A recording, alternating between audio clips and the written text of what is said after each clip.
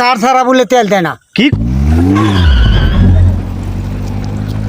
মাসুদ ভাই, দেশের যে ভাবনা শুরু হয়েছে কোনটা কিনে তো চলার মতো ভাব নাই। ফোনটার নাই আমরা বালা আছি, যার ফোনটা আছে টেনশন বুক করবো, আমরা টেনশন বুক করতাম করে।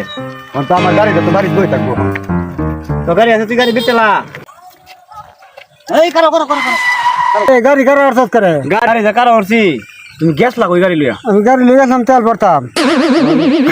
তেল কি বর্ষ? গেলাম বেড়া, তেল ভরতাম গাড়ি।